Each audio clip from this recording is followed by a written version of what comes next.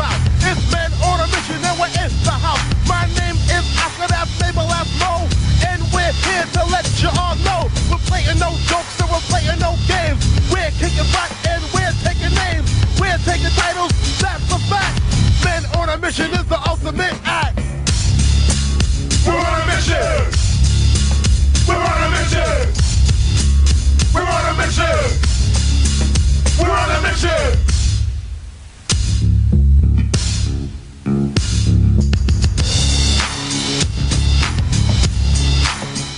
Promotional consideration paid for by the following. We had, say what?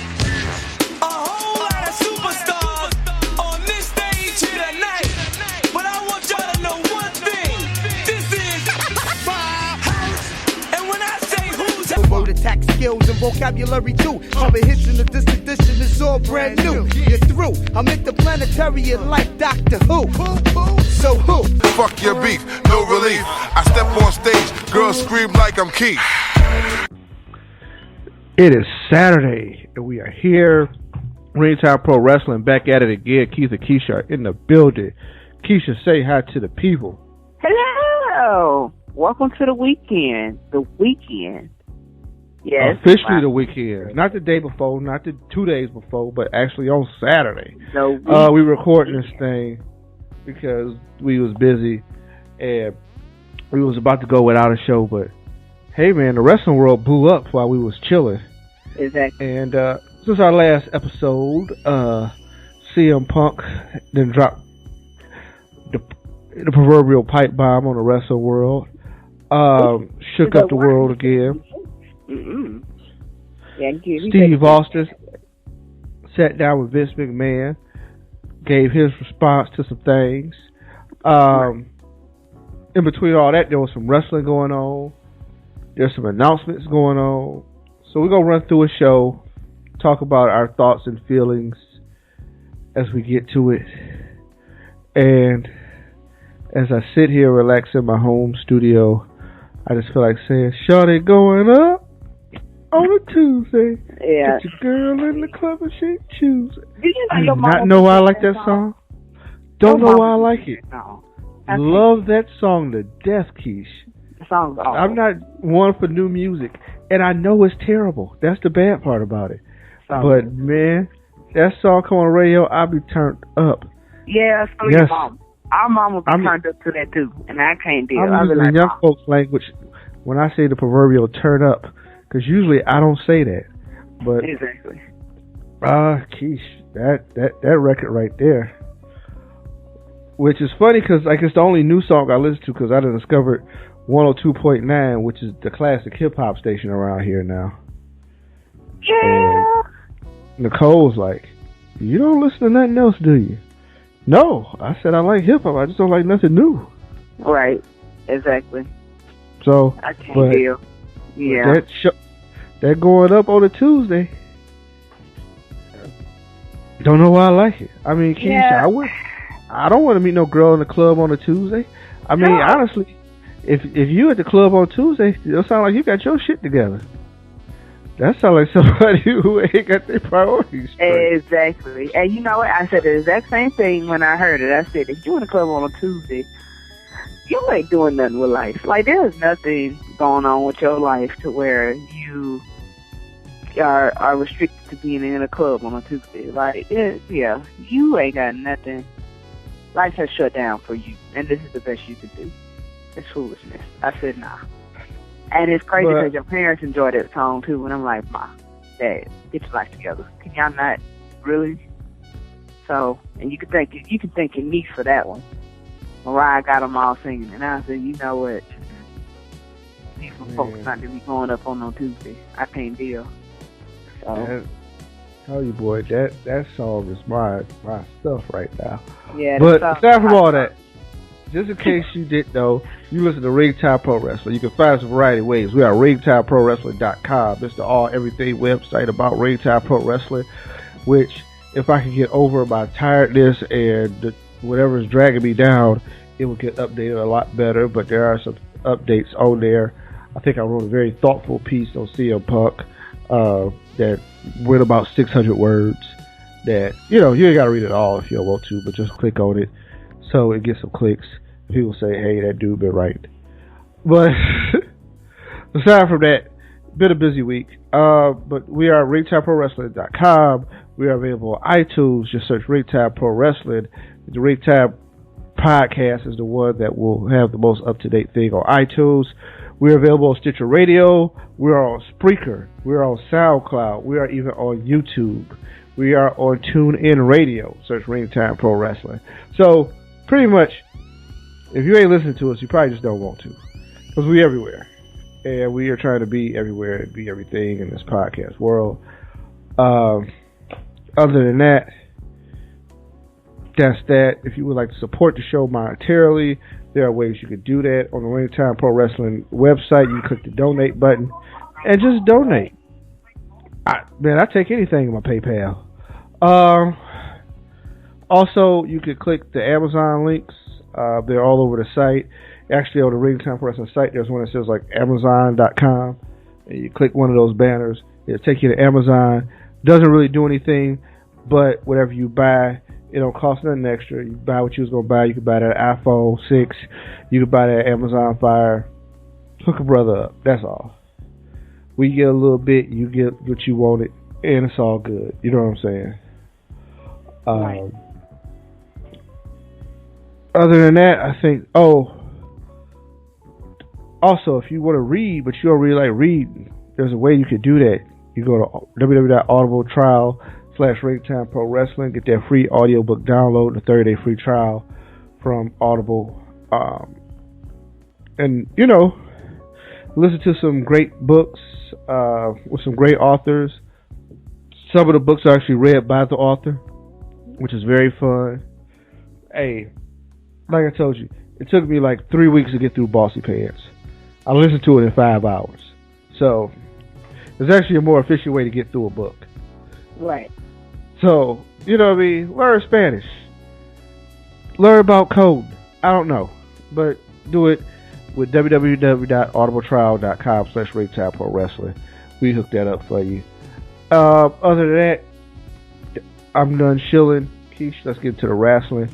Today is going to be a very loose-flowing show. Not a lot of structure. There'll be a little bit back and forth. We'll talk about something. We might come back to it. You know what I mean? Right. But I would say. we'll try to keep some order. Pretty much, since the last time we sat down with y'all, there's been 2 SmackDowns and 1 Raw, right? Only problem I would say, Keith, shows all the same, right? Yeah. All 3 of them. Same show. Same story. Nothing really. We got some special guests. Larry the Cable Guy been hanging out. Pretty much. Because WWE Studios has Jingle All the Way 2. Because, hey, Jingle All the Way with Sinbad and Arnold Schwarzenegger, which I'm not saying is a Christmas classic, but I'm saying I would much rather watch Arnold and Sinbad than Larry the Cable Guy. Now, I have no beef with Santino. I think Santino is hilarious, and I'm going to watch the movie because it's Christmas time, and I am like behind on movie reviews. I've been called out, so I got to pump out like 5 or 6 movie reviews on this wrestling that I've been promising people. So those have to get done. And Jingle All the Way 2 is going to get in the mix. I will watch it. Like I said, I expect a very good performance from Santino, but like I detest Larry the Cable Guy. Like, I hope all the bad things in the world happen to Larry the Cable Guy. Really? Yeah, like I think he's the most unfunny thing that exists. Well, I guess I have a crude sense of humor at times. I don't think he's that funny, but at times he's kind of ha-ha, but it's not like all the time. Like, there's few comedians out there that's funny all the time. Like, every time they open their mouth, it's hilarious. But he ain't one of them. I have to honestly say, he's not one of them. I don't dislike him. I'm not too fond of him either. So the fact that he did a Madea movie tells me what guy has planned for me in hell. He is gonna tie me down and make me watch that movie on loop. That's what's gonna happen to me if I go to hell. I know. I mean, I think that's why God created that movie, just to torment me for the rest of my life. And he's going to tell me, hey, this is what you get for fucking up. But I digress. The storyline has been kind of bland. Also, my soul been kind of conflicted since the first Punk interview, because I'm kind of like, man, I feel guilty watching this shit. Yeah. Also, I've had that feeling for a while anyway, because it's like it's been kind of, there's been moments that's like, hey, and there's moments that's like, I'm not getting it, man. Like, right. Survivor Series ended, Keish. The Authority was done. It's the Authority without Triple H and Stephanie. Pretty much. That's exactly what it is. They're all bad. And they just hanging out, running roughshod. But you know what Team Cena is too. Team Cena is too. It's like, hey, everybody's let's band together. Like this is Survivor Series all over again. Because that's pretty much what it is. No, it's still Team Cena versus Team Authority. Right. Rusev did it his own way. But hey, the Big Show's there to pick up the slack. But other than that, it's a lot of Cena, a lot of Ryback, a lot of Luke Harper versus Dolph Ziggler, which I don't think we're getting anything out of Dolph, which was crazy because he was set. We set him on the launching pad, but I think the way WWE works is that, hey, they will screw it. They will find a way to screw that up. But let's go to the biggest thing that's happened between these three shows. Obviously, the biggest thing, Keish. The New Day has debuted. Yes. They debuted on SmackDown. And I've watched all three of their entanglements this week on all the shows. Right. A few things I'll say, because I started on an article that I did post, but I didn't finish it. And I expect the New Day to be. With the video of their debut on SmackDown. And interesting, I must say. Very interesting. Here's what I'll say. If this leads to Kurt Franklin at WrestleMania 31, I'm done with it. I know, I'm done with it. I'm telling you right now, if it leads to Kurt Franklin at WrestleMania 31, I'm done with it. I'm cutting everything off. That music sounds so... I know, even the voices, I'm like, man, ain't that the damn... I feel like I'm going to turn my life around. Exactly. That's what you want to do. Yeah. You want a song, but it's not it. That's not it, Keith. We're not in a song video. We're not in a song video. Boy, I'm telling you, one of these episodes of Raw, I'm telling you, they might hold the big guns for WrestleMania.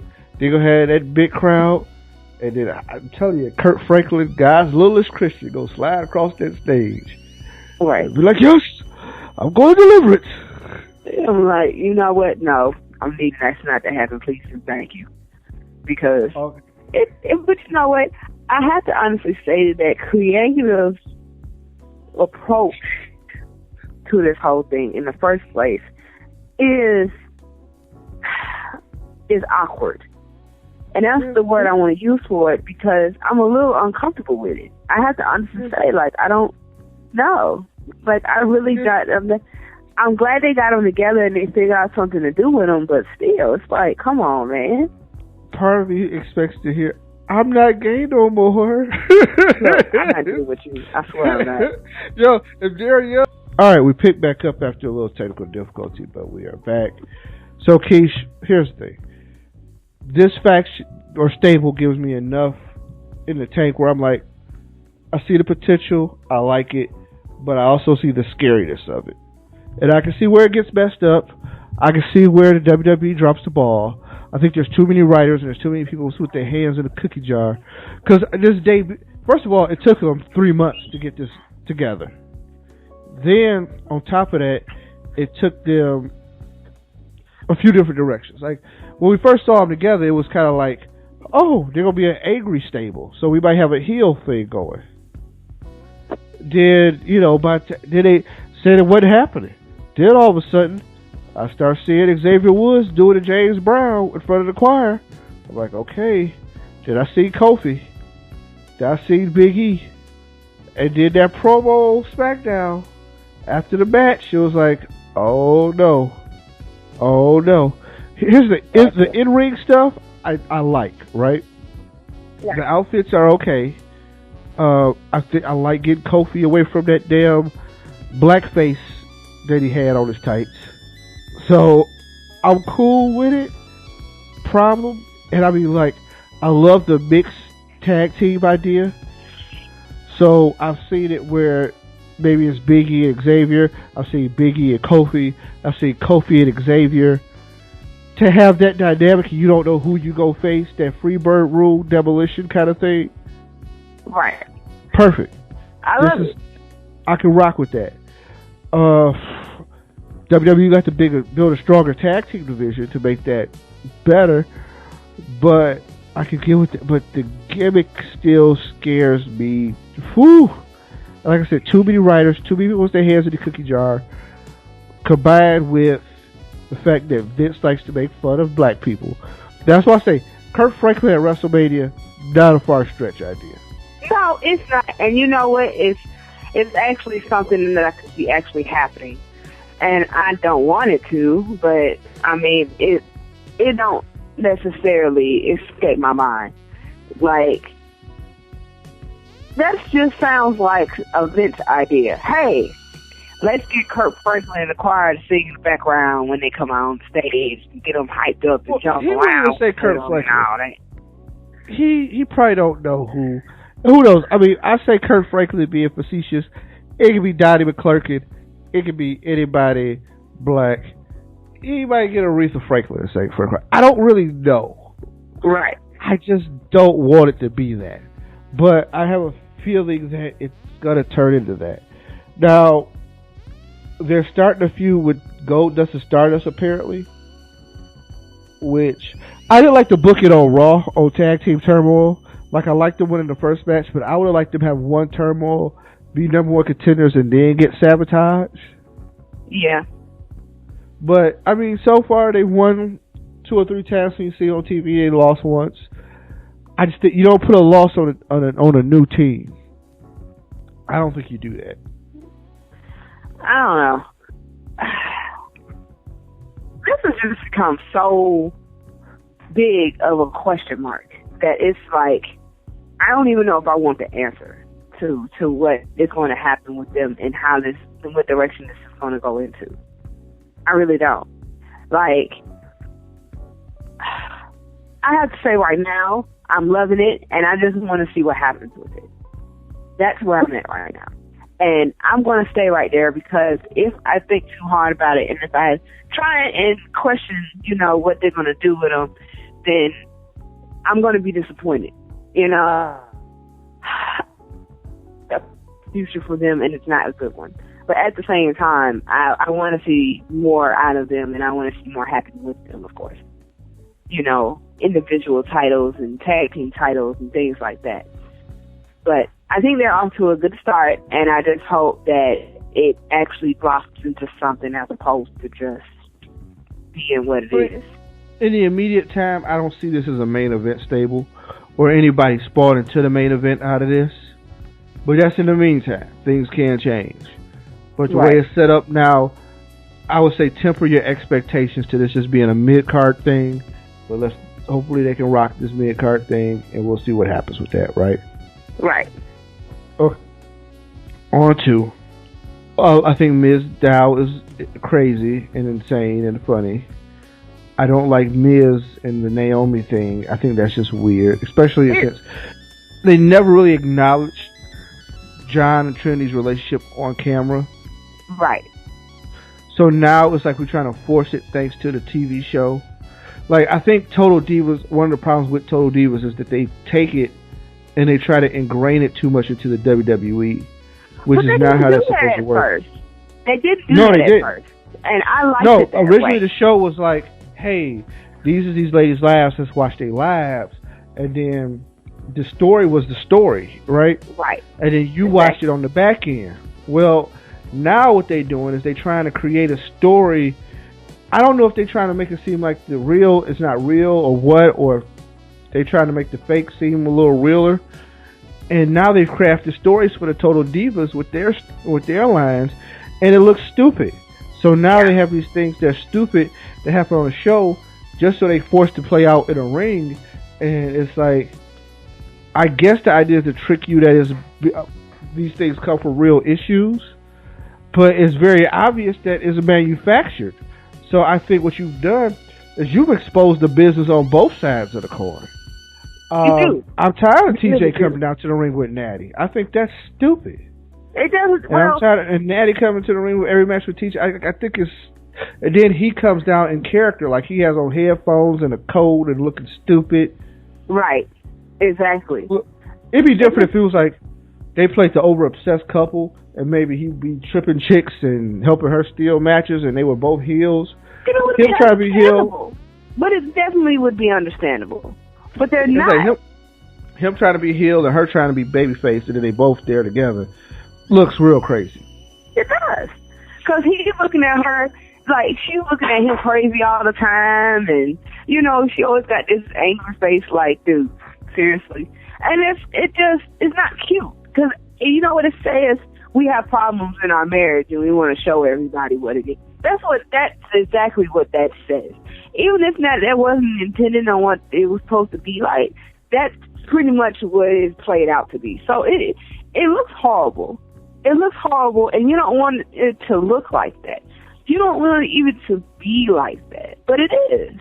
And it doesn't make sense to me, because I'm like, why would you even want your show to play out like this in the first place? You know, stop trying to have it coincide with something that's old, because that's what it is. Total Divas is old. Like, the shows might be new, but the footage is old. So, like, you're trying to have it coincide with that, and it doesn't, and it's not flowing. It's not coherent. Like, none of it comes together. And to try and force it is even worse, because then it just calls for bad television on both sides. And it's awful. Like, I thought the whole Tyson Kidd coming down with Natty thing was dumb too. Like, I was just sitting here like, well, what's the point in this situation? Because you're right, he's not helping her win matches, you know, like, he's not tripping nobody. He's throwing her in front of himself, you know, to protect himself during matches and stuff. And it's like, is this really what you want, you know, for your television audience to see? This is what you want to play out? I think it's awful. And then to throw out Naomi and the Uso relationship, why? For what reason was that necessary? And then I guess the Usos are the number one contenders for the tag team titles now, correct? Correct. So if you're trying to create some kind of something between them and the Miz and Miz, is why? For what? They won a tag team turmoil match, became the number one contenders. What else do you need? Like, I mean, really, to tell the truth, you don't need anything else added to that. That's good enough. So, some of the decisions that creators make are so questionable that you don't even want to question it, because you know it's stupid. That's the problem. Right. I would say I'm getting off my soapbox, but I'll be hopping back on it later, because I'm telling you. Some stuff, man, some stuff. Yeah. So, and I have to wonder, did they really have to debut the New Day like that on Raw? Well, they debuted on SmackDown first. Then it was the Raw debut. Then they came back for the third time for SmackDown. Right. They gave him pyro. I don't know if that's better or worse. Yeah. I really don't like the pyro either, but you know, whatever. So, I guess it's supposed to just coincide with everything else. I guess that's just how everything's supposed to go. Yeah, so. If you watch SmackDown this Friday, they cut a promo, and I guess they try to explain themselves a little bit, and it leads to Big E preaching, and it gets crazy. Right. Yeah, like I said, I don't know if excited or not, I'll keep watching. I'm hoping for the best for those three guys. Yeah, me too. I definitely am. I mean, Xavier Woods is a Sprayberry High School product, just like Cody Rhodes. Stop it! Are you serious? Yeah, I went there around the same time. I Yeah, just random trivia that you might get from somebody who taught at Cobb County schools. I don't. Oh man, I learn something new every day. I'm just saying, I didn't know. But that would explain some stuff. I'm just saying. But So, what is this Rollins Cena TLC match supposed to accomplish besides Cena lose the number one contender? there is none. Like, that's the whole gist of their match. Just like, does Rollins become number one contender? Because that's not the way it's explained. It's just like Cena loses being number one contender. Well, technically, Rollins is a rolling number one contender, if that's the way you want to put it. Like, he is a number one contender when he wants to be. So, whenever he makes that choice and cashes in that briefcase, he's already a number one contender. Like, that's pretty much how they go. Like, he's a number one contender on his own time. Now, with Cena, his number one contendership is on the line. So, there is no other stipulations to this match. I mean, I guess they feel like it wasn't necessary. So, that's all that is. Cena loses his, and the next thing you know, there's just nothing else. I'm like, but why would you make this happen? There's no other point to this match. There is none. Like, there's no other point to this match. And you want to put it technically, it's Survivor Series captain versus Survivor Series captain. That's what they came up with. Hey, they were captains on their Survivor Series team. Respectively, let's get them in a match together at the next pay-per-view. Because the next pay-per-view is in 3 weeks, and we got to put a card together. That's exactly what happened. So, tables match. Cena and Rollins. Cena's number one contendership on the line. We'll see how that goes. Yeah, I don't know why. It's just like that bothers me. I'm like, okay. You know what bothers me? Big Show and Eric Rowan in a stairs match. What the fuck is that? Like, I'm like, who? What? The stairs match could be the worst conceived idea in the history of WWE. Basically, they just try to hit each other with stairs, which those stairs are wide and not really functional. So it's just going to be a very awkward match the whole time. Exactly. Like, we're not talking about little steps or nothing like that. No, we're talking like what's supposed to be huge steel steps that they are going to be supposed to be banging each other's heads off of. Like, a stairs match? Really? I'm done. I heard that and was like, yeah, I'm done. This is so ridiculous. I can't. Like, a stairs match. Right, because that makes perfect I mean, I think it's as bad as a chairs match, but even worse. Like, that's how it's worse than the idea of a chairs match, which is a very dumb concept of a match. Like, let's just have a no-holds-barred match and call it a day. But you don't want to. You want to call it TLC, and in your hopes of trying to hang on to a gimmick, you're really reaching in some of these matches. I mean, essentially, they all are the same thing, but they're just called different stuff. They're all the same thing with different stuff. Like, because I'm pretty sure if you pick up something else other than a chair or some stairs in these matches, you're not going to get disqualified.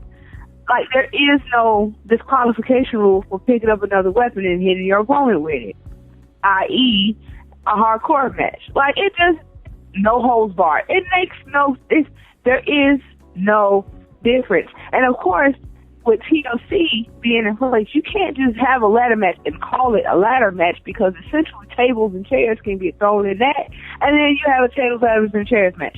So none of it makes sense. This is why there should have never been a pay-per-view for that, because now they're reaching. Like, they've been reaching before, but they're definitely reaching now with a stairs match.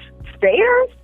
Like, when we start doing stairs in this? And then, of course, there's the chairs and tables matches, yes. Because everybody loves tables matches. We all love table matches. it's always been a popular thing. But chairs, stairs, come on, man. Like, the only question I had when I heard all of that was, are you serious? Like, this is what you come up with. When you got spare time on your hands, when you ready to put something in place, this is what you come up with. A stairs match. What? And then you put and then you put two of the biggest athletes you have in this match. And then it's just to make it look more awkward than it already is going to be. So, yeah. I feel definitely some type of way about all of that. Yeah, I mean, it's an awkward approach to a match, and I don't get why they did it. But, you know, that's, I don't know. Hey, man, it's neither here or there. But, so that's that, man. That's enough for Raw. While I'm sitting here with y'all, as we proceed to give you what you need, I think we'll take a little break. And then we'll come back on the birthdays, hit the news, and talk about the stuff we want y'all waiting to hear. Right? Right. So, let's do that. I'm gonna go. Accept his apology. You hire him back? That's a good acquisition. Fantastic job. Hey, everybody, the Click's back. Yeah. Woohoo! Which is kind of ironic because Click is the noise the audience's remote control makes every time Kevin Nash pops up on their TV screen. And wait, I'm not done. It's the noise your knees make when you walk. Click, click, click, click, click, click. Well, you know what? Since I'm now officially under a WWE contract, why don't you do me a favor, Hunter? Why don't you book the match everybody wants to see?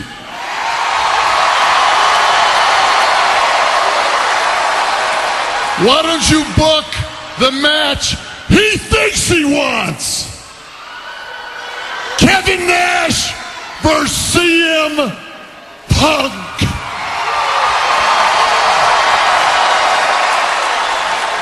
Yeah, brother, why don't you make that match? You know what? Why don't we do it at Night of Champions? You being a champion ass kisser and all. So why don't you go ahead, why don't you make that match? Of course, first you have to check with the board of directors to make sure it's okay. And by board of directors, I mean your wife.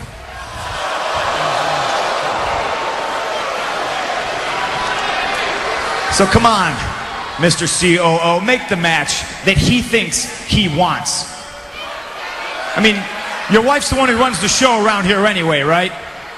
So why don't you ask her if it's okay? I mean, she's the one who told you to text Nash at SummerSlam, right? Let's face it. You don't wear the pants in the family, but you do wear her panties, don't you?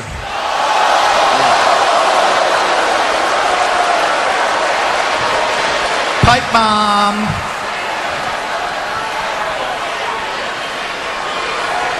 All right, family, we are back, and it is the birthdays. Birthdays are pretty big this weekend. Hanging out yesterday would have been the 5th, so we missed the living legend, Larry Zbyszko, celebrating the birthday. Zbyszko is 61. Excuse me, had to get some water in there. So yeah, there's Zbyszko 61. Tomorrow, December 7th, the late great Rick Rude has a birthday. Excuse me. Rude would have been 56 tomorrow. Dean Ambrose celebrates the birthday tomorrow. Dean turns 29, so if you're on Twitter, tell Dean Ambrose happy birthday. Hey! Yay! And also, tomorrow, if you're hanging out on social media, tell Tammy Lynn Stitch, better known as Sunny, happy birthday. Really? Yeah.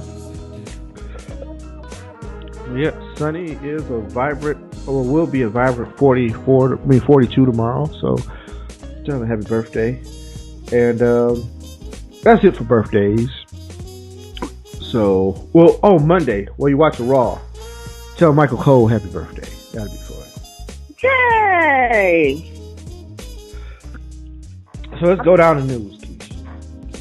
Oh, Lord. News is fun. The news is crazy. That's what that is. The news is crazy. Well, I'm going to start with some good stuff. Actually, majorly good stuff. The next James Bond movie is set to go to production. And we got a villain. And it's none other than former WWE superstar Dave Batista will be the next Bond villain. Who is he going to play? Let me pull that up. So yeah, Batista's going to be in a new Bond film. He will be the hulky henchman, Mr. Hinks. He'll be opposite of Daniel Craig, who will be doing Bond for the 4th time. It's the 24th installment of the Bond movie. One of the most legendary franchises of all movies, and especially when it comes to action. Very proud of Batista after the success of Guardians of the Galaxy. Right. Which I still haven't seen. Yeah, which they're talking about him coming back, but I don't know if he really worried about coming back to WWE. No, he's not, and I'm pretty sure after his last promotion fail for his movie, he probably won't. I mean, he probably is not too happy with what happened after it was his recent time there, and he probably has decided that he's not even going to think about coming back. So I wouldn't. No. Here's the thing. WWE screwed the pooch. They didn't promote Guardians, which I don't understand why. Nobody will ever make me understand why they didn't promote Guardians. Right. I thought that was why y'all brought it back. And was putting him in the main event of WrestleMania. I don't get why you didn't try to get that tie-in and get that crossover. But they don't always do things that make sense. And that'll be discussed later in the interview because there were some things I had to pick apart. But yeah, that's the good thing. Now I'm going to put a few shit sandwiches in the middle of this. And then we'll go back to some fun stuff. Heath Slater. I'm pretty sure we discussed this on the show before. We probably have. I'm pretty sure I brought up the allegations because they're not new. They came out a couple of years ago, and then they went away, and then they come back again. So I think maybe now people have taken more time to work on whatever needs to be worked on. But apparently during WrestleMania 27, Slater was here in Atlanta, and he may or may not have sexually assaulted a security guard at the hotel that he was at. The story is just awful. It's alleged that he hit her with the chokehold and tried to drag her to the room. It's alleged that another wrestler saw it, who was not named, and that, he may or may not have done it. It's all alleged. There's nothing that has been proven yet, so I'm not calling Slater a rapist or rapey Slater. Nothing like that. But the allegations are serious, and WWE has kind of put him on hold right now. They let him go previously without this being resolved, but I thought they thought it was going to go away, and also I think the world is just different than it was 2 years ago, right? Right. So when allegations like that happened, let's say 2 years ago, pre-Ray Rice, pre-video, and pre-everything else, people were just like, yada, yada, yada. You know what I mean?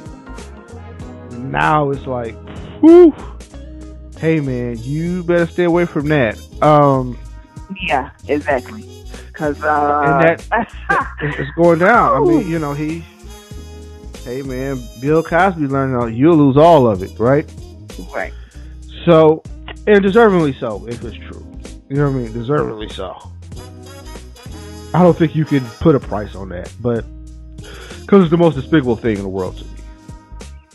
Like, I have that. I don't know if murder is worse. You know what I mean? Exactly. That's how much I feel about that. I can't definitively sit here and tell you I think murder is worse.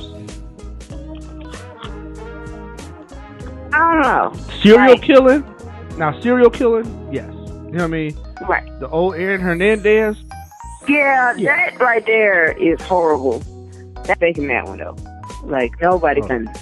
So, yeah, I couldn't. Speaking of wrestlers and sexual assault. Wow, never thought I'd throw that together. Yeah, Teddy just sounds every level of awful. Teddy Hart also has his own allegations out there. Canadian authorities are looking for Brett's nephew, Natty's cousin. For those of you who don't know, Teddy has been a star around the world and wrestled in the Indies for a while. He was the original member of Hart Dynasty before Tyson. Right. Like, it was supposed to be him, Natty, and Davey Jr., but Teddy just was too much of a wild card. Teddy's too much of a wild card. They got too much stuff over time. But yeah, that's kind of a thing. So that's kind of where we're at with it. Right. I'm in too much of a total shock with all of it, to tell the truth.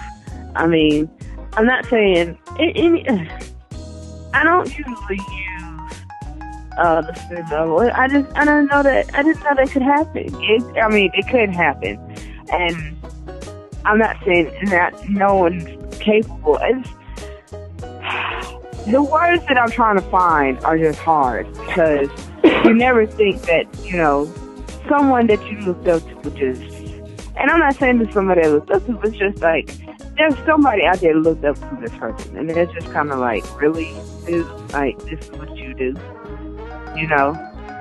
Like, going back to Heath Slater, there's Heath Slater fans out there. Regardless of people want to recognize it or not, there's Heath Slater fans out there that are looking for, looking up to him and watching him and all this other kind of stuff. And dude has won out for his arrest because he allegedly put a female in a chokehold. Like, it's like, come on, man. Seriously? This kind of stuff is not just for the chokehold, it's for the sexual assault that followed the chokehold. Right. Like, I want to be clear. Well, that's even worse, because then it's just charges compounded on top of charges. Like, dude, why? Like, for what reason? And that goes for both him and Hart. It's like, for what reason were you doing this kind of stuff, or allegedly doing this kind of stuff? Yeah, Hart is wanted for sexual assault of 2 women. Let me make that clear, too. Ages 24 and 40. Single count of sexual assault and unlawful confinement. And 3 charges of sexual assault. It's crazy. So they are looking for him for that. And Canadian authorities are looking for him. It's believed Hart is in the U.S. currently. So who knows how that's going to play out. And this is Teddy actually runs that Tyson gimmick where he's the last member of the Hart family trained in the dungeon. But Teddy is a part of the actual bloodline. Yeah. So yeah. Boy. That's the bad stuff. Okay. So I'll flip it in with some funny, and then we'll go on to some more relevant news. Keith, did you really believe Kurt Angle had a fucking decision to make? No, I didn't believe that. I didn't believe one word of it.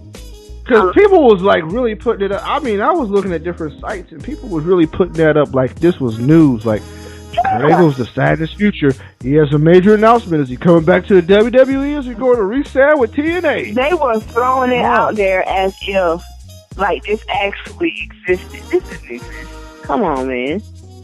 I do that. That doesn't exist. This is not what happened. He didn't have no big decision to make. There was no, this offer is better than that one or nothing like that. Like, that didn't happen. That didn't happen. And I read it on different sites too. Yeah, I read it on the site too, and I was just kind of like, yeah, that didn't. Are you serious? Like, I mean, don't get me wrong. I know sometimes we report things and we talk about it. We talk about it in the if and the when or whatever. And I probably did talk about that, like, allegedly or whatever, but hey, word on the street was Triple H wasn't interested in bringing Kurt's old ass back. Like I said, Kurt Angle left in 2006, and he was older when he left because he started late. Like he was a late starter, like Batista. Right. So he left in 2006. It's 2014. That's 8 years later. He's had a series of injuries in TNA that hasn't been able to keep him up. The fact that he said he wanted a part-time schedule and they wanted him to go full-time, I don't buy. Like, I mean, you could tell that body couldn't handle a full-time WWE schedule anyway. Exactly. So, here's the thing. Like, but I get it. You got to create buzz. If he wasn't creating buzz, he wouldn't be Kurt Angle. He wouldn't be one of the top guys in the business. So he had to create the buzz and get the buzz cracking. Right? And he may, hey, more power to him. If it got a couple of more dollars out of Dixie and TNA, I ain't mad at him because I'm probably sure that's what he was trying to do too. But Death Tool ain't had no decision to make. No, he didn't have one to make. There was no defining moment in which he needed to decide which way he was going to go. And that never happened. Like, there was nothing for him to decide between. Like, either he was going back to TNA, or that was it. Like, there was nothing else. Like, everybody keeps talking about, no. That's, out of the many sites that I saw it on, I didn't believe any of them. I'm sorry. Like, that was just pretty much my stance. I didn't believe any of them. I was like, y'all lying. I don't have time for this. So, that was the end all be all for me. I was done with that. But, this ain't happening right now. And nobody's going to tell me that it is. Her ain't got a decision to make. What? Well, you don't stop this immediately. I swear, keep your friends. I'm not doing it. Well, I'm not. Nope. So, let's get into New Japan Pro Wrestling. They're starting their own network, Keith. Is they? Yeah. They are starting their own network. Similar to the WWE Network. And when I say similar, hey, if you living in Japan, it's going to cost 9.99 yen. Really? Yeah, but it's going to cost about $8.60 here in the U.S. That's crazy. Here's the thing about it. It's going to all be in all Japanese. Oh, I see. So if you watch it, you're going to be able to watch it in Japanese. Yeah. Sooner than later, they might offer English translation services and stuff like that. But Keish, I've been watching New Japan Pro Wrestling since I was a little kid. You know, I'm from the tape trader generation. Right. We don't care about no translation. Exactly. I mean, you walked in on me watching wrestling like, what is this? Exactly. Hey, man. You be here, oh, Yakamoro. Hey, man. I just care about what's going on in the ring. Well, to give it something to compare to, at times I watch anime cartoons, like Naruto. I think Naruto is originally in Japanese, if I'm not mistaken. So, like, they have an English translation that they play, of course, here in the United States. I don't watch that. I watch the original one in its original language. Yes, I will read subtitles if I need to. You know, of course they have the subtitles there for you to read, but I'd rather read the subtitles and listen to it in its original language than have it translated into English. I hate things that are translated into English from other languages. Like, if it's a voiceover, I don't want it. Like, it sounds so horrible. Oh, because the voiceovers be so bad. They be so bad. They be like, dudes just be reading. They be like, yeah, we going to the store. Exactly. And you know what's crazy? You need to come back. Taking French, I've learned that when you translate things from another language into English, sometimes the translation might be off. So they could be saying something in the voiceover of the translation, and it might not even be like what they're trying to say. It's crazy. So I can't. I'm sorry. I can do subtitles. I can't do voiceovers. Like, if you're going to translate the whole thing into English and then do voiceovers with it, I don't even want to see it. Like, I'd rather see it in all Japanese and listen to it in Japanese. And, like, if it's possible, read the subtitles as they go across the screen. You know, that's pretty much all. Because I watch French movies. I watch French movies and do the exact same thing. They speak in French and they have English subtitles. Thank you. That sounds better. It looks better. It is better. I can't deal. I watch CMLL out of Mexico, which is the number 2 organization in Mexico behind AAA. They come on my, not on Univision. It come on one of my Spanish channels. I get like 20 Spanish channels. Right. Keisha, I don't care about translation. I'm watching wrestling. Exactly. Don't get me wrong. I would love to hear, especially like a legend like JR called the Tokyo Dome show. But, and this is where probably Jeff Jarrett got to be mad. Because he got JR on the Tokyo Dome show, and they're going to sell it over here in America on pay-per-view. But if you want to hear the pay-per-view in English, you have to pay the $50. You're right. But for $8.50, Keish, I can get this pay-per-view and get it for free, just like the WWE Network, because all the promotions, live events, gonna be on the network, including Wrestle Kingdom, the G1 Climax tourney. Apparently they got a distribution deal, and they plan on making it big. They feel like they're the number 2 company in the world, and they're gonna be number 1 with their in-ring product. So they hope to get 100,000 homes this year. I don't think that's that's an unreasonable order. No. And, hey, they say some Americans have already ordered the service. Keisha, only thing I'm looking for is if they got apps so I can have it like the WWE Network, where I can take it with me and then I can have it on my Xbox and I can watch it on my Xbox. Right. So I can flip it on the TV. Or if you got it in an app where you can have it on the tablet where I can Chromecast it, I'm in. Take the $8.50. $8.50. It sounds like, first of all, I gotta quit. I think I got an addiction to subscription services, and if you add up all my subscription services right now, like I got them all just coming out the credit card now, so I don't really see them as opposed to when it was coming out the bank account directly, and I just throw money at the credit card every month. Right. But that being said, I spend a lot of money on subscription services. People are looking for alternative product. People are getting tired of the WWE.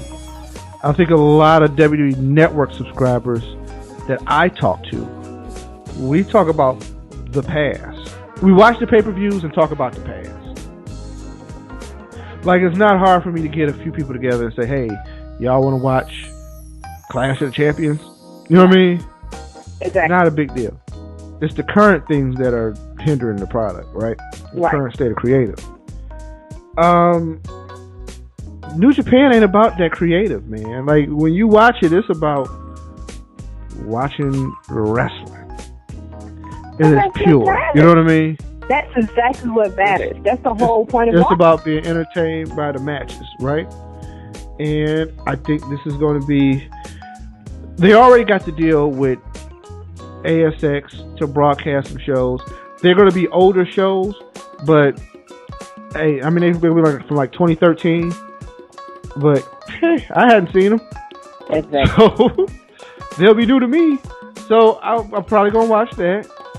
And, eventually what's going to happen is there's only so many hours in a week, and you're going to adjust your wrestling content. It will hurt shows like SmackDown. Like, it may not hurt the Raw, but because I'm probably going to still watch Raw. Not the whole 3 hours, but watch Raw. I'm going to have to make time for TNA Impact because that's a flagship show. You know what I mean? Right. But then, I still tune into ROH. Speaking of which, Final Battle is tonight on pay-per-view. So, if y'all watching it, let me know, and I might tune in, man. Love me some ROH. It's in NYC, so I expect that pay-per-view to be hot.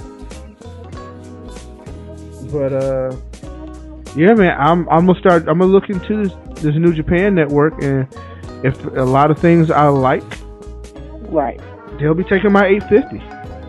Especially if I want. especially to see this Tokyo Dome show.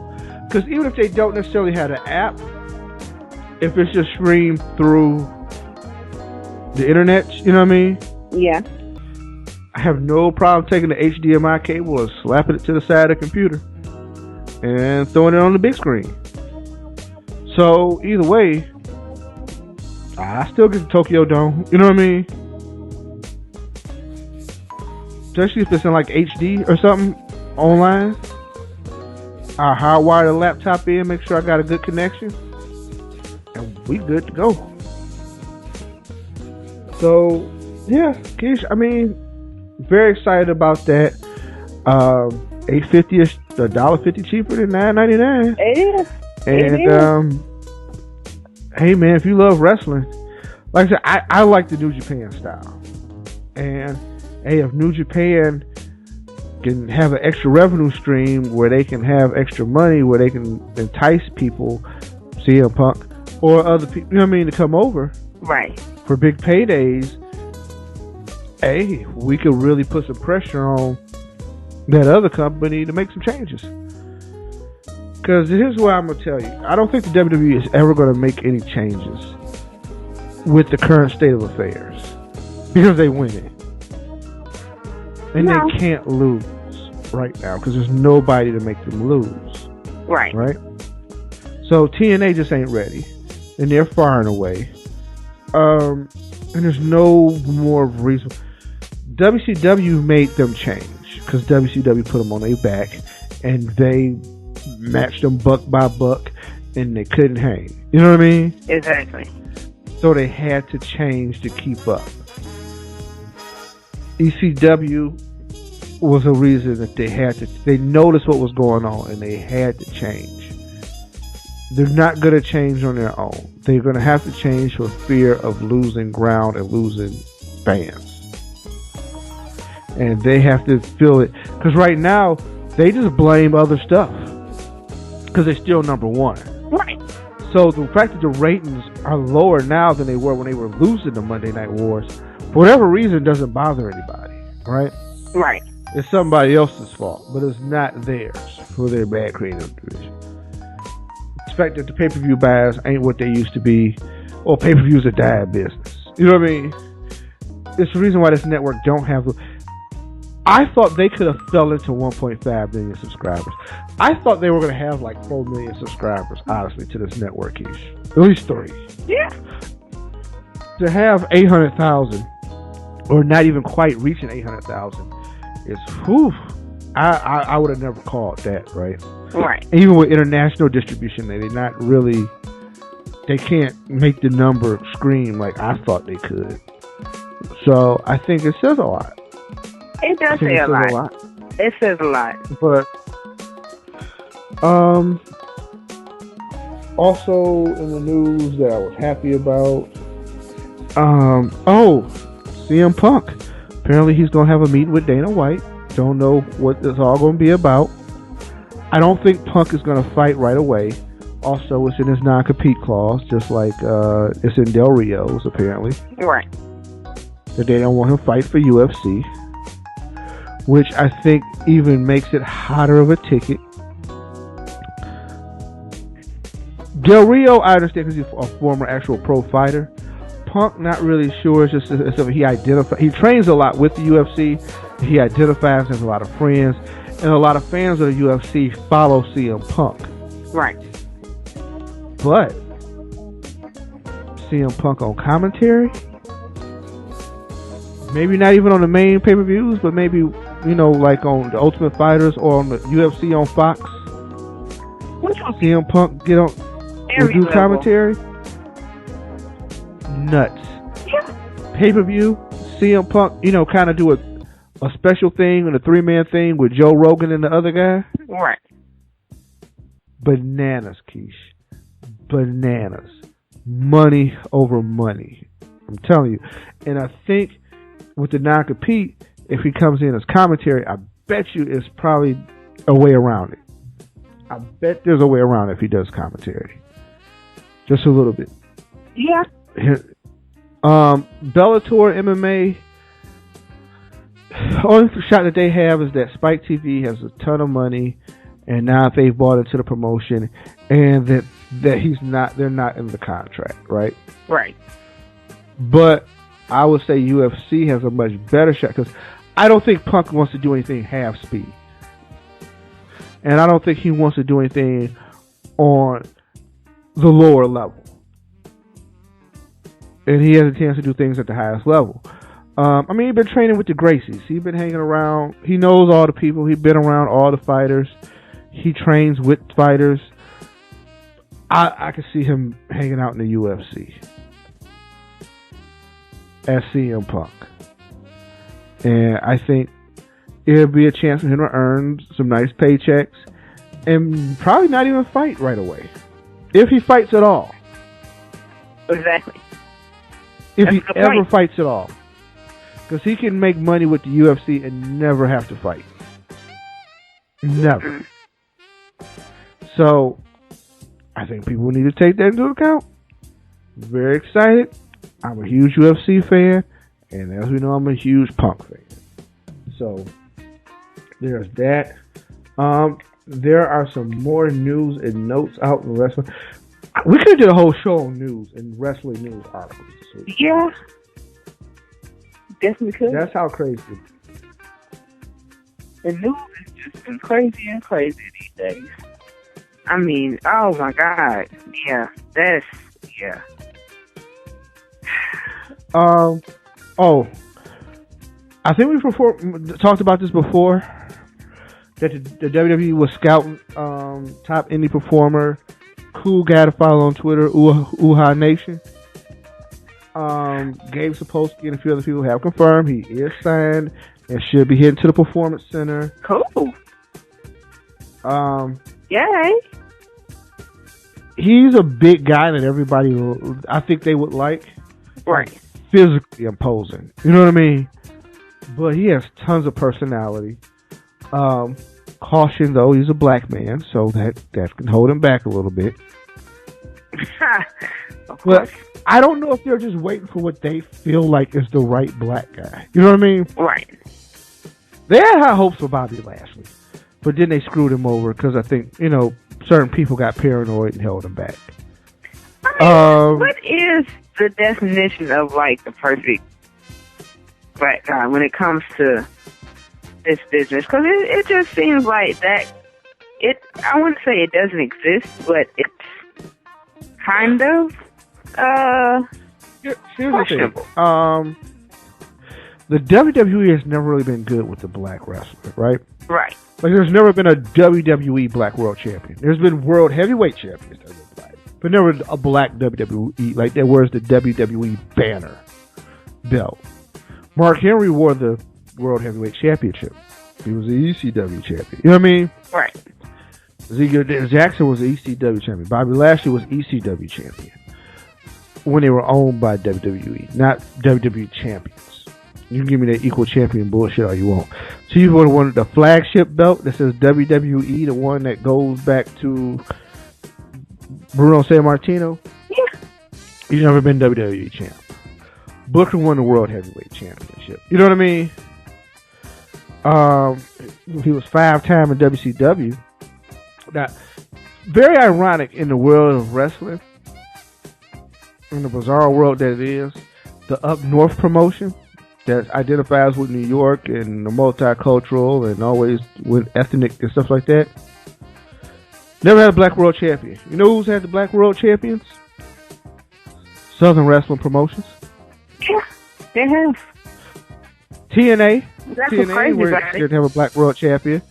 Whether it was R-Truth or, Monty Brown as an NWA champion or whatever. Right. Whether it was Bobby Lashley as a TNA world champion. Didn't matter. WCW, Ron Simmons, first black world heavyweight champion. Booker T, 5-time WCW champion. Most decorated wrestler probably in the history of WCW. Yep. I think he's up there in the top 2 or 3 of the most decorated wrestlers, period, of all time. He is. So, I'm just saying. And I know somebody might say, well, what about The Rock? The Rock qualifies, and I don't want to dismiss The Rock Right. in this. This is a very technical discussion when we talk race and The Rock. The Rock qualifies to me as racially ambiguous. Hence, in his movies, he plays whatever. Right. Hell, in Snitch, he had a white wife and a white son biologically, and nobody really challenged it. So Right. understand. It was just kind of like, wait, but hold on. I just want you to understand. Something about this ain't like the others. Like, it's like, wait. When they talk his family heritage, even though they mention his dad is Soul Man Rocky Johnson, it's more, he has more of a Samoan racial identity in wrestling. Right. Fair or foul, it is what it is. And it doesn't take away any of his blackness. I'm just saying within the world of wrestling, his identity is more of the Samoan culture. So, hey, WWE has never technically had a black heavyweight champion. They've had a biracial heavyweight champion, but they've never had a black WWE champion. No, So they have not. I say that to say, I don't know if they feel like I said, they had high hopes for Ahmed Johnson. Bobby Lashley, it went weird somewhere. I don't know what it takes, Keish. I don't, but there's some things with that company that just ain't right. And as we roll into this Punk interview, I will preface this. I wrote about it, and I didn't say everything I wanted to say when I wrote about it. Let me be 100% clear. I like CM Punk, and I think, in my mind, he is the most dynamic character of this generation. I think he's the most... Like, if I had to do a character study and I had to write a paper for a college class on wrestlers, I could go with CM Punk easy. I think he's this generation's Macho Man. And what I mean by that, I told you about 2 episodes ago, I thought that Macho Man was Batman to Hulk Hogan's Superman. Right? Right. Translated 30 years, 20 years later, I think if John Cena is the Superman of WWE right now, he is the flagship and the standard bearer, and I can't take that away from him. He's the face of the company. CM Punk is Batman. CM Punk is the cult hero. CM Punk is the guy that the real fans love.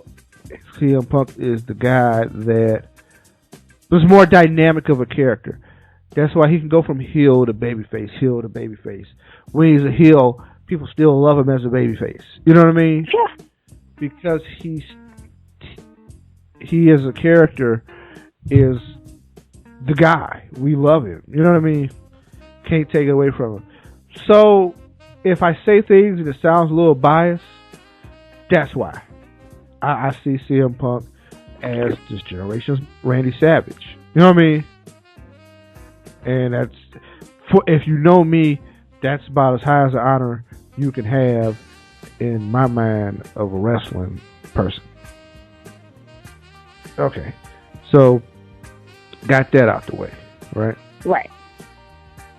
Let's talk interviews. So, Thursday, Thanksgiving. Punk, in a surprise. Who knew Punk was sitting down with Colt Cabana, Keish? Nobody. Who knew? There was nobody on earth that knew. The internet broke podcast services altogether. Keisha, I was trying to listen on Stitcher, and it crapped out on me. And I couldn't get it back on Stitcher. I couldn't get it back. I kept trying to listen, and I couldn't get it back. Yeah, a lot of people were trying to listen and could never even get through.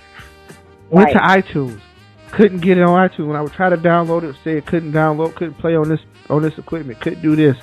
Went to the iTunes store on the computer and tried to download, couldn't get it. Yeah. Keish, the world wanted this show. 1 million downloads, over 1 million downloads, right? Right. And that was in the state of it not being. Fortunately, Cole had it on YouTube, right? Right. I converted to YouTube to an MP3, which I have a website that I do it on, just so I could have a hard copy, not a hard copy, but like an actual file that I could put on my thing so I can walk around and listen to it so I could go and drive around and still have it playing. I had to get it all, right? What? One of the best interviews I've heard in a long time on the podcast. I think Colt was the perfect person without an agenda who just wouldn't let his homeboy speak. No. Things I've learned from the interview. Wrestling fans are nuts, which I've always known, but man, they never surprise me with the things that they say. You're quieter. It was funny. I bought your house, I think is the funniest thing I have read. Yeah. And heard. That was foolishness. People were just foolish. But it was just foolishness. On top of foolishness, on top of more foolishness. But earlier impressions of the interview, how did you feel about it? I thought I was in kind of a shock because I didn't. Of course, were things that were unknown, and people knew what happened, but they didn't know what happened. So him to tell the story the way he did was, to me, it was perfect timing. I think it was the perfect situation for him. On him giving his story about what happened between him and WWE. But of course, there's three sides to every story there. His side, their side, is the truth. So, of course, if there was any answer to what he said, it would have been combated in a way to make WWE look good in the end. But I think he should have let Colt, I think he should have let Cabana actually ask him questions, like more than it was just what he was asking him.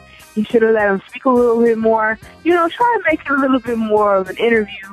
I mean, I'm perfectly fine with the way he got everything out and all of that, but at the same time, it should have been a little bit more talk, on the host part, and also, to hear Cabana's opinions about what happened as far as Punk goes, and and all of that. It was a lot to take in, listening to Punk tell his story the way that he did, but it also was an enlightenment for those that didn't know what had happened and just kind of woke up one day and noticed that he wasn't there. It's a good response. I mean, it was a good answer to where he's been, what he's been doing, why'd he leave, which everybody was asking that question up until now. Why did he leave? What was the point? And everybody, people thought that he just walked out.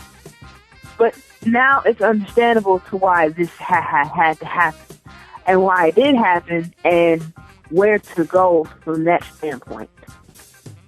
So, my first impression of the interview with Punk and Cabana was that it was the timing the timing was necessarily great, and that the way that he did it is the way that he should have did it.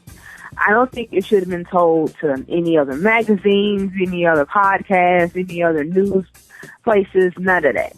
Like, even when he did interviews before this point, and after leaving, it was, I retired from wrestling, this, that, and the third. But he never gave a full-blown story about what happened up until now. So, I have to... Hey, I'm going to disagree with you on one thing. You could have gave it to Ring Time Pro Wrestling. I mean, listen, we would have listened, we could have heard it all, we could have put them out there, but... I don't think I could have afforded the bandwidth. I might have to pay a whole paycheck on the bandwidth to get it together. But I'm sure Podomatic would have been ready for it. Hey, see, this is why I don't deal with you. I would have tried. Well, to tell the truth, Keith, I would have helped you with the cost, okay? Like, we would have went on this together. Forget it. If we could have got him to tell us this story, we would have went on this together. We would have made it happen. But the way that he did it, the reason for him doing it was completely understandable, and I applaud him for it. Because, you know, a lot of people are looking for a check. Like, they have a story like that, but they're looking for a check. They're looking for the biggest check. So, of course, they're looking for whoever's going to pay the most for the story. How much can I get out of them for it? But he didn't want that. He didn't want that to happen. He didn't want that to be the case. He didn't want that to be the only reason why he even said anything. So, yeah, I definitely have to say that it was like a very compelling podcast. It was a very informative and very. It was gripping. That's the word I'm looking for. It was highly gripping, and it drew me in. From the first 5 minutes that I listened to it, I was like, yeah, I'm going to be listening to this all the way through. So, but yeah. Listen to it a couple of times, because we was gonna do a show Tuesday. Like we were, because life was busy and we just had too much going on, and I was working all week and I was writing for ATL all day. Right. It just couldn't happen, right? But we were ready to do a show Monday or Tuesday for this. Strictly about the podcast. Like, no wrestling, just strictly the podcast. Right. Right. That's why this show, I realize, is going to be very long, and you'll see probably 150 minutes or something. Not 150 minutes, but an hour and 50 minutes or something on the feed this week. Whatever. Right? Because, hey, man, I'm sure we got about 30 minutes left to talk. I think it was the perfect interview. I thought he nailed some things, and we're going to hit our bullet points on it. First and foremost, he didn't quit. He got fired. Yeah. And he was suspended, then he was fired.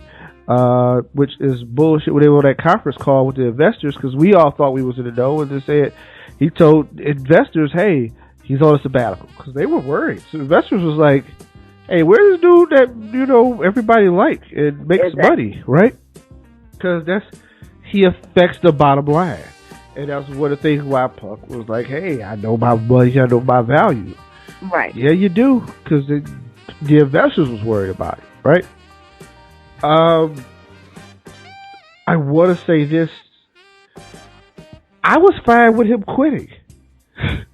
That's where, like, the funny thing about it is, and I mean, fans who feel like he turned his back and he quit or whatever, fuck y'all. Like, I was fine. I'm fine with him quitting. This is where I don't get about humans. I side with the worker in most things, because I'm a worker, okay? Right. I'm a part of a corporation, a big corporation that I work for. Not even like a major Fortune 500, but we're pretty big, right? We're privately held, so we don't, we probably don't, but whatever. I'm a cog in the wheel. So I'm always for people who are cogs in the wheel getting theirs. Yeah. When it comes to athletes and celebrities, somehow we develop this weird thing where we don't realize that they're the workers. And we hate them, and we throw them at them, and hey man, they going against the machine. Also, did you see CM Punk before he left? Did you used to watch him walk to the ring? Yeah. Yeah. That dude was hurt. Yeah. He looked like he was kicked in the back of the knee. Like he always looked like somebody had like drop kicked him before he went out on stage. Like, it was crazy. Okay. Have you seen him in like pictures or video in the past 2 or 3 months? No, I haven't. But I've seen him in pictures. I take that back. I have seen pictures of him, and he looks a hell of a lot more healthier. Like right now, He looks great. I've seen a few videos. Like, I mean, I watched Talking Dead. I've seen some video interviews that he did for some things. For me, as a fan, And I go to a lot of these old school things, and I meet a lot of older wrestlers, and I just want in 10 years, if I bump into CM Punk at a comic, which I probably will, because he writing for comic, Marvel Comics or something like that, and I'll probably end up at a Comic Con, especially if he's going to be there, right? Right. To see him looking good, feeling good, and happy with his life, I don't give a shit if he quit wrestling.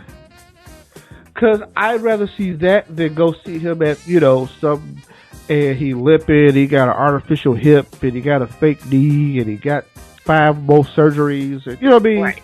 Just trying to hold it together. So, his health and his well-being, look, and maybe this comes from being an old football player, who I think I'm finally healed from injuries. And I haven't played organized football in about 12 years. But people who know me know my shoulder ain't quite in the right spot. You know what I mean? Yeah. My ankle ain't what it's supposed to be. The question that I pose to people that are so against him quitting is, how many times have you gone to work and wanted to just walk out? Like, you sit here and tell me, because I'm pretty sure the majority of, I wouldn't even say the majority, some, at least half, of people that are saying this can't stand their jobs themselves. They've always wanted to just go or just get up and walk out. Or just call and be like, you know what, I ain't coming back no more. Bye. Come on, people. Stop acting like, every job doesn't have its negatives, Just because this was his dream doesn't mean that it couldn't be deferred in some way. Yeah, it was his dream to wrestle. He always wanted to wrestle. And it's just, everybody's dream. Most of the wrestlers in the WWE dreamed being in the WWE. Of course they did. This is what they wanted to do. But did he ever think it was going to be the way that it went? No. So for him to have, had he quit like everybody thought he did, I'm sorry, I would have been behind him too. Because I knew, from the start when everybody was like, oh, he quit. Well, I'm like, well, there's a reason why he quit. Because nobody just walks out on that much money and that kind of, thing for no reason whatsoever. There was reasons. And I wanted to know these reasons. So that podcast right there let me know the reasons why this happened completely. Granted, he was fired instead of he quit, but still, the ends justify the means. It's the same. It ended up being the same. He ended up leaving, and he ended up being a happier person because of it. Right. So let's just have that. Like, so he was done with that, right? Right. Sad him being fired, and they fired him on his wedding day. Now Vince apologized for it and said he didn't know or blah blah blah. I call bullshit on that. Yeah. I'll tell you why. 2 reasons. One, I think Triple H is that vindictive. I think the WWE is that vindictive in how they do business. 2, hey, it wasn't like he was marrying Susie May from Baltimore. Right. He was marrying one of your employees on your active roster who had to take the time off. In order to get married herself. Come on, man. You knew. Right. So you knew what this day was, right? Right. No. What you tried to do was ruin his day. One of the most special days to me in this, there's 2 days that really stand out to me in this world. April 16th, 2005, where I got married. The other is June 21st, 2006, when my daughter was born. If you try to mess with one of those days. And not only did you try to destroy that day for him, you destroyed the day for his wife, or tried to. Right. Because he probably laughed it off. But then he went ahead and got you guys back. Because y'all tried not to pay him for his merch. Y'all tried not to, you know what I mean? Right.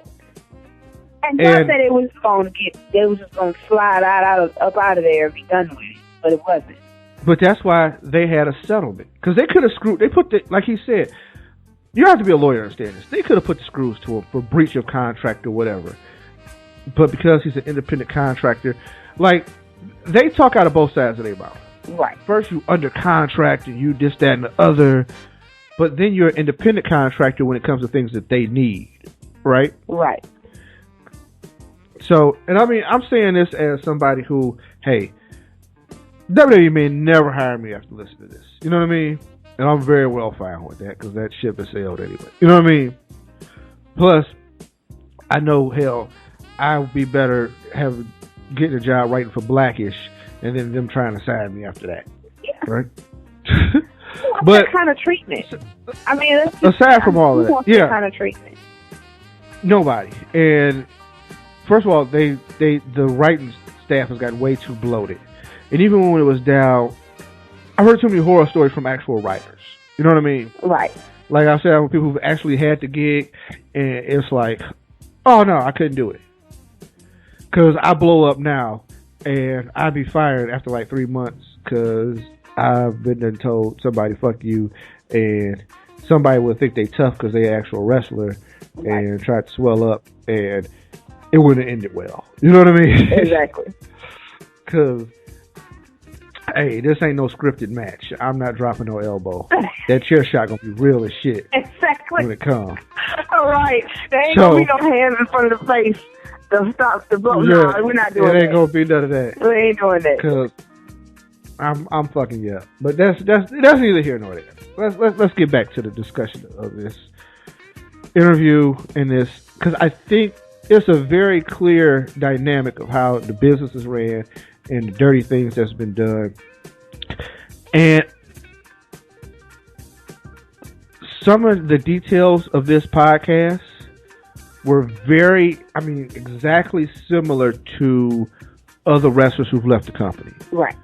I want you to YouTube Kurt Angle leaving WWE and listen to some of the things he said. There's like 2 or 3 really good interviews of him describing what it was like when he left. Even once this gonna sound familiar, he pulled down his pants, showed Vince where he was like purple from the waist down for no weird reason. You know what I mean? Exactly. Something was wrong. Something was really medically wrong. But I'm just saying, understand that it's a rough business. It's a rough company to work for. It is not like anything anybody will ever do. And I'm sure the benefits maybe outweigh the negative. But understand, I'm not saying everything he said was the gospel truth. But I'm saying there's a lot of similarities and things that have been said from a lot of different people about how they left. And it was at different times.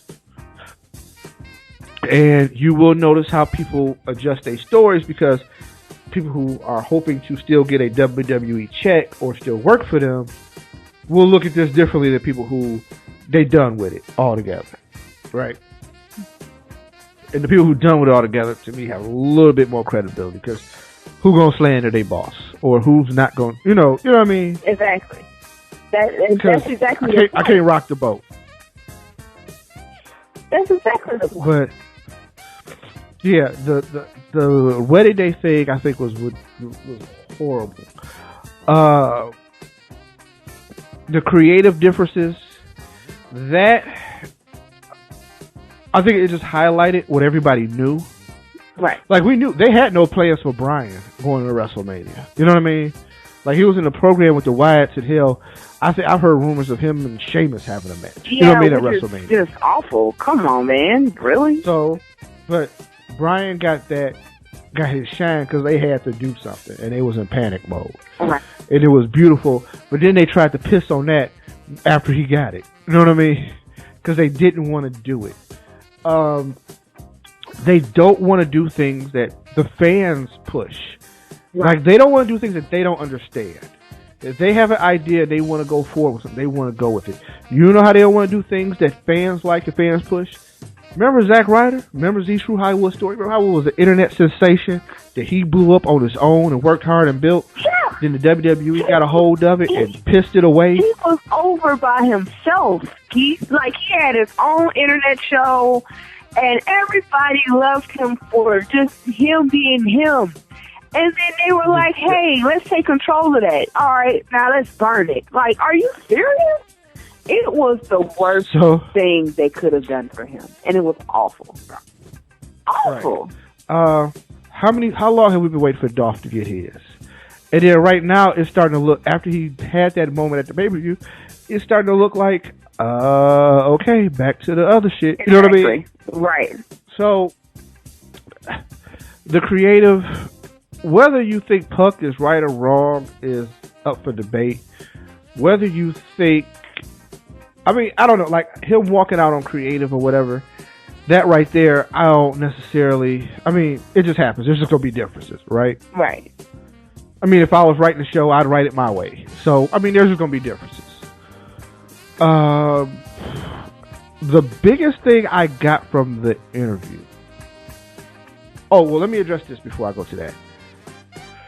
His personal problems with individual people. Hey, man, we talked about on this show.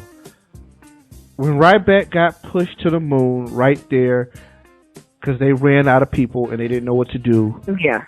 When Punk was in his title run and Cena got hurt and they just went right to Ryback, it was like, why are we doing this? Exactly.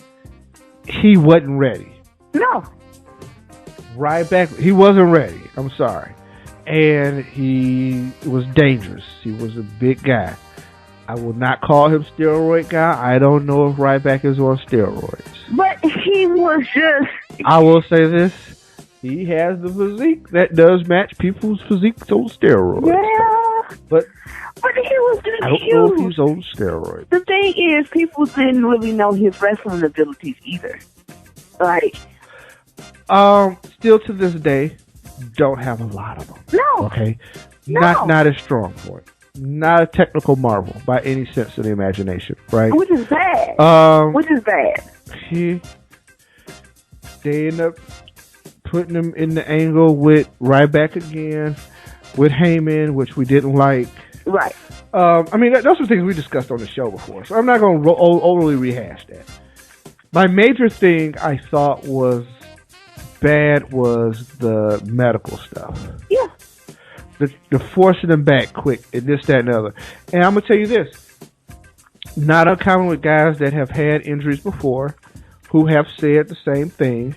Now, people have different takes on it. Because if you ask John Cena would tell you get every surgery they tell you to get and you get back 5 months ahead of time. But if they don't... Why? Because you got to do what you got to do. But if they don't give you the surgery, how are you going to get the surgery? And... Oh, they give you the surgery. I mean, I'm just saying, just according to John Cena, look how Cena talked about Daniel Bryan after on Total Divas. Bryan was talking about not getting the second surgery. They found out he didn't need it after all, blah, blah, blah. But, well, you better go get that second surgery. That doesn't make sense to me. Let's get right back. Because you got to get right back. But that's a problem. That's a problem. That's a superhero syndrome. Like... That's what I call it. That's what I'm going to call it. Because to me, that's what it is. It's like a superhero syndrome. Like, you just have to straighten up and fly right. And it's like, dude, you can't do that for everything. And you can't just throw yourself into the fire like that. John Cena don't want to marry Nikki Bella. But, man, if Vince McMahon had another daughter, I think he'd be all over it. That's how I feel about that shit. Right? It's crazy. But, I mean, I think I've been waiting. But I think that's where he's at, right? But I just want to give you an idea. They rush guys back. I think when Dolph had his concussions, they moved as far away from him as they could as possible. Right. Because not that, he was still hot, let's go back to him, but like, they don't think he had the right stuff. That's what been quoted. You know what I mean? Right. I think that they truly try. I mean, because it's more of them concerned with how are they going to make the money, how are they going to keep this profit machine rolling, and sometimes people's health and well-being come at the risk of it. I mean, so you watched Punk after he had the knee surgery and he had that TLC match. That was dumb. Right. But hey, it was the first Raw of the year. They was trying to pop a big rating. And, hey, guy fresh off of knee surgery. We could throw him in a TLC match. Why not? Right, because we don't worry about his limbs getting broke or him being in worse shape than he was before or him getting seriously hurt. No, we don't worry about that. Yeah. Triple H burial service. I put that in the notes. Of course. Yeah, Triple H loves to bury people. Yeah. He tried. I mean, he worked hard to bury Daniel Bryan and try to suppress his movement in 2013. Fans just wasn't having it, right? Right. They tried really hard with Punk to derail him and figure out ways to go different routes with matches that just didn't make sense and feuds that didn't make sense. In 2011, fresh off of coming back, oh yeah, let's put him in a match with Triple H and let's take the belt off of him. You know, Nash do the run in. Right. The money was a match with him and Nash, not with him and Triple H.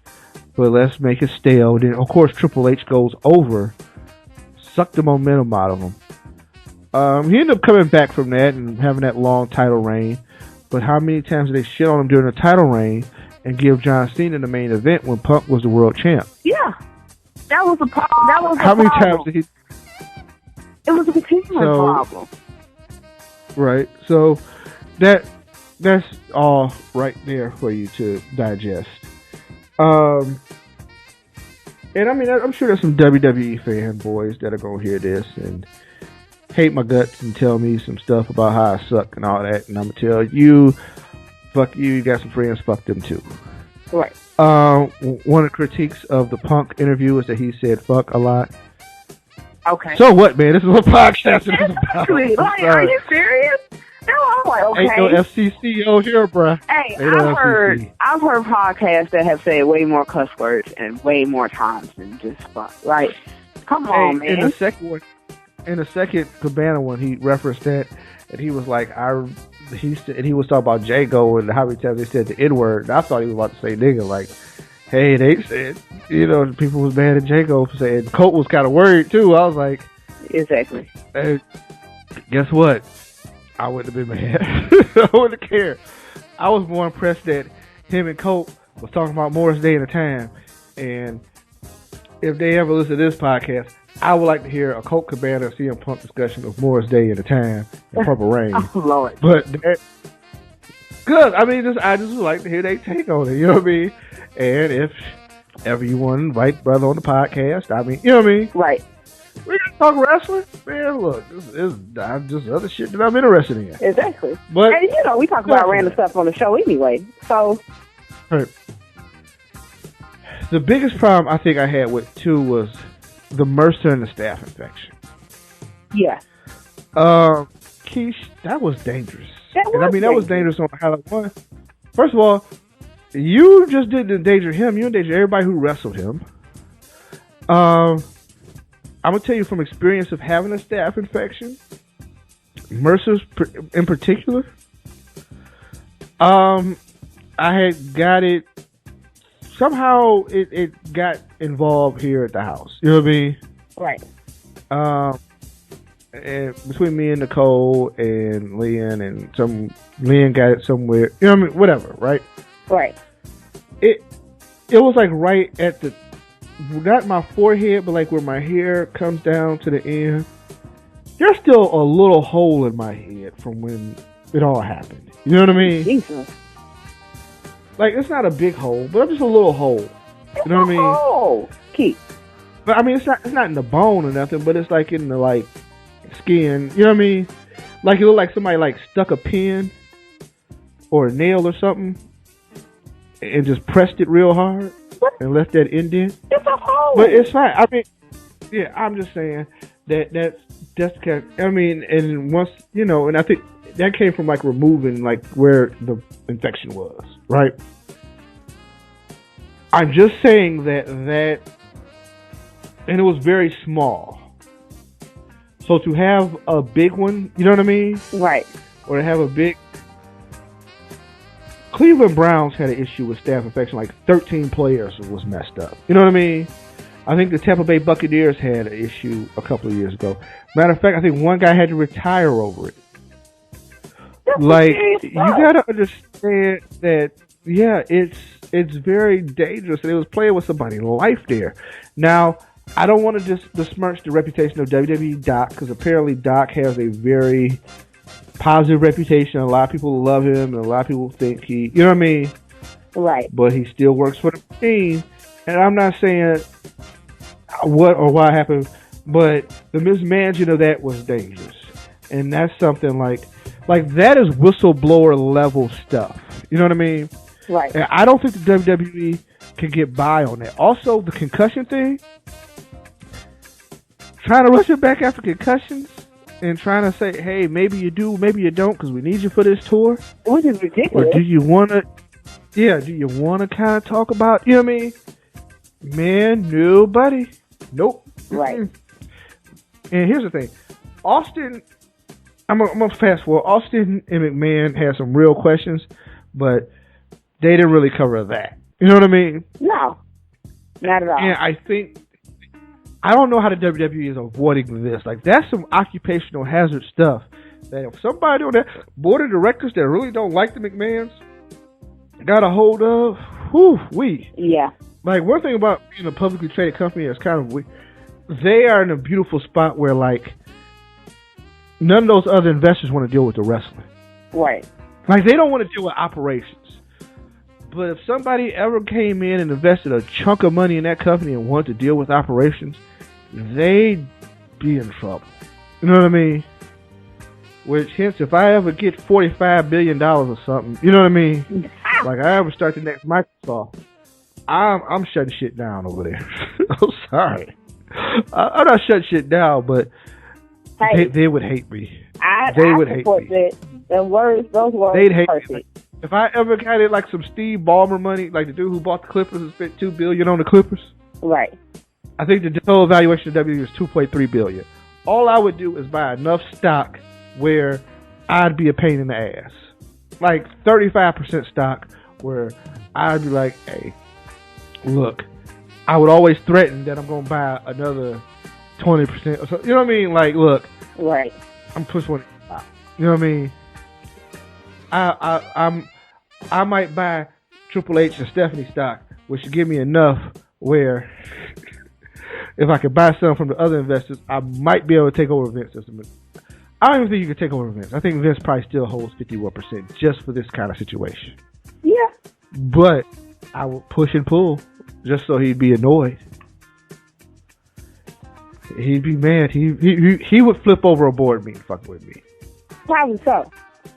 I'll never have $30 billion, so we'll never find none of this out. Hey, don't say never. First, never say never. Because like that's how much I would have to have. Like I'd have to have enough billions where I have $1 billion to invest and not worry about if I ever get it back. Right. And say, look, we're going all in. You know what I mean? Right.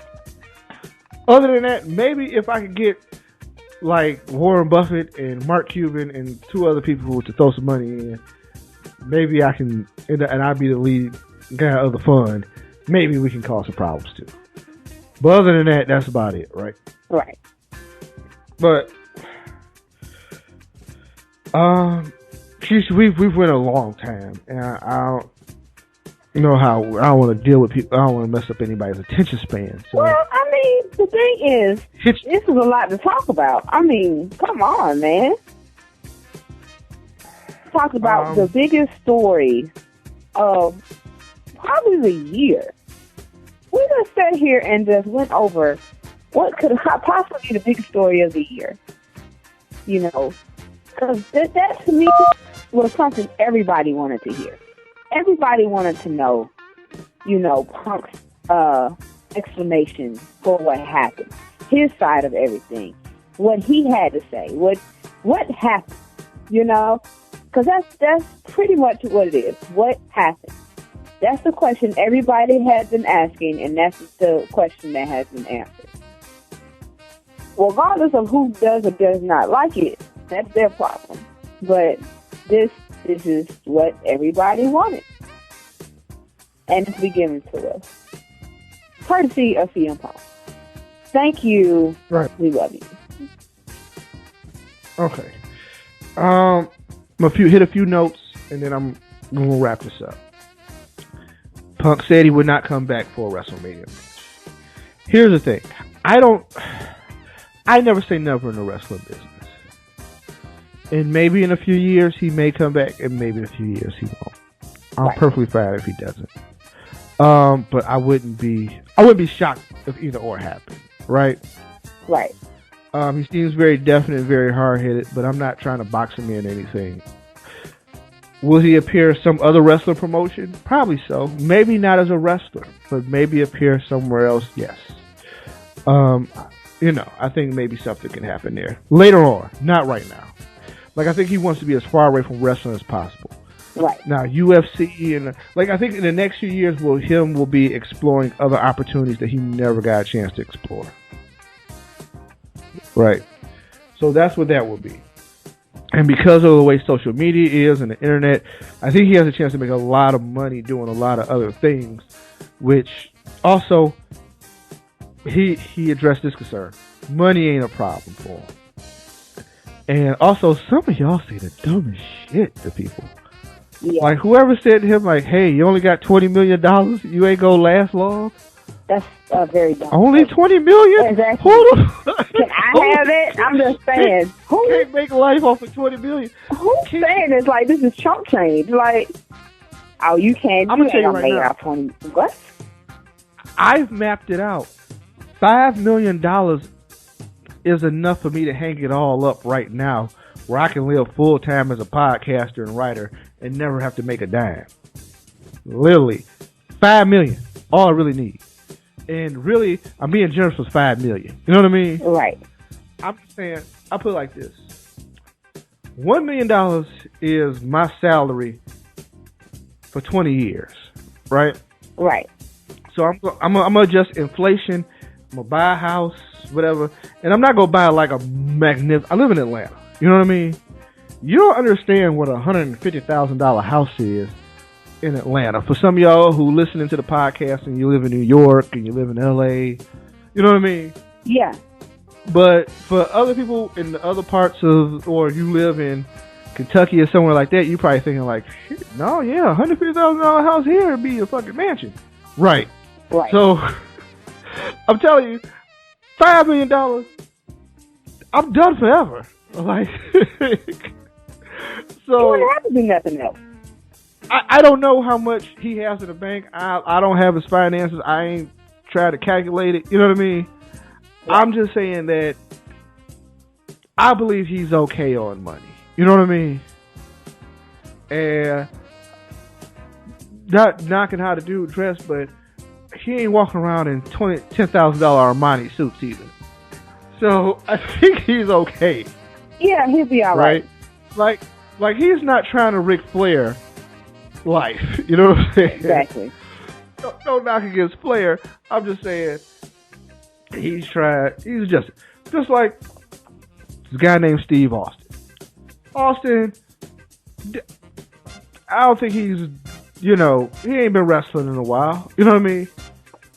He got a side project. He makes his change doing that. But for the most part, I think he's okay. You know what I mean? Exactly. He got a house there. He got a ranch. He's fine. I think he's okay. Right? A lot of the guys who've left the WWE that I know of, they seem pretty fine. You know what I mean? Yeah. And they've wrestled on like the indies and wrestled, maybe in ROH or something like that. And I've actually seen some of their homes. Like, they live pretty good. Yeah. And they were top guys. These are mid-card guys I'm talking about. You know what I mean? So, I'm just saying, I think he's fine financially. Yes. Let's not even put that. Also, don't strike me as a guy who's motivated by the money. You know what I mean? Because if that was the case, he'd still be there. Don't strike me as a guy who's motivated by the money. Right. So that I totally dismiss that idea. You know what I mean? It's like, I think people just want to say things because I think they want to get riled up, and those guys get a response.